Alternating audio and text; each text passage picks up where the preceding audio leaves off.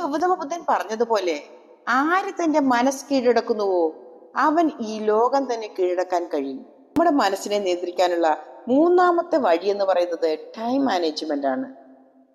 നമ്മുടെ മനസ്സ് കൂടുതൽ അസ്വസ്ഥമാകുന്നത് എപ്പോഴാണെന്ന് ആലോചിച്ചിട്ടുണ്ടോ?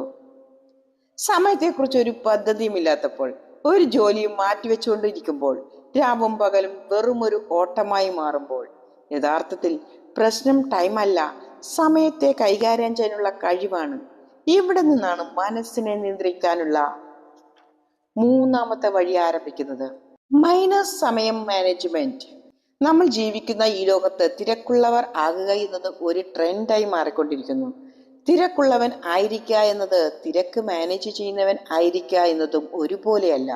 ഒരു ദിവസം മുഴുവൻ ജോലി ചെയ്ത് കഴിഞ്ഞ് ക്ഷീണിച്ചു വീഴുകയും മറ്റുള്ളവരോട് ദേഷ്യപ്പെടുകയും ചെയ്യുന്നുവെങ്കിൽ മനസ്സിലാക്കുക, നിങ്ങൾ സമയത്തെ ഭരിക്കുകയല്ല, സമയം നിങ്ങളെ ഭരിക്കുകയാണ്. സമയം നമ്മളെ ഭരിക്കാൻ തുടങ്ങുമ്പോൾ മനസ്സ് അസ്വസ്ഥവും ഉത്കണ്ഠാഭരിതവും ക്ഷീണിതവുമാകുന്നു. നമ്മുടെ തലച്ചോർ നന്നായി പ്രവർത്തിക്കുന്നത് അടുത്ത ഘട്ടം എന്താണെന്ന് അതിന് അറിയുമ്പോഴാണ്.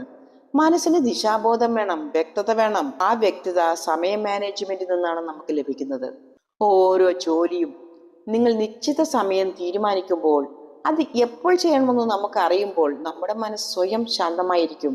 കാരണം എല്ലാം നിയന്ത്രണത്തിലാണ്. അതിനറിയാം, സമയം മാനേജ്മെന്റ് എന്നാൽ വെറുതെ സമയം നോക്കിയിരിക്കുക എന്നതല്ല. ഇതൊരു ശാസ്ത്രമാണ്, കലയാണ്, അതോടൊപ്പം ഒരു പരിശീലനമാണ്.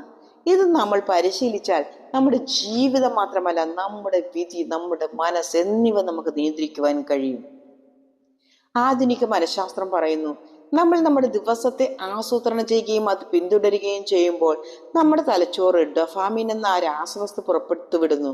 അത് നമുക്ക് സംതൃപ്തിയും സന്തോഷവും നൽകുന്നു. നമ്മൾ ഒരു നേട്ടം കൈവരിക്കുമ്പോൾ, വിജയിക്കുമ്പോൾ പുറത്തുവിടുന്ന രാസവസ്തുവാണ് ഇത്. അതായത് ദിവസവും നമ്മൾ ദിനചര്യകൾ ശരിയായി ചെയ്തു കഴിഞ്ഞാൽ നമ്മുടെ തലച്ചോറ് നമുക്കൊരു വിജയിയുടെ അനുഭൂതി നൽകുന്നു. ഇത് ആത്മവിശ്വാസം വർദ്ധിപ്പിക്കുന്നു, ഉത്കണ്ഠ ഇല്ലാതാക്കുന്നു, മനസ്സിനെ ശാന്തമാക്കുന്നു. അതുകൊണ്ടാണ് സമയത്തെ ഒരു ഗുരുവായി കാണണമെന്ന് പറയുന്നത്. വേദങ്ങളിൽ പറയുന്നു, സമയമാണ് ഏറ്റവും വലിയ ശക്തി.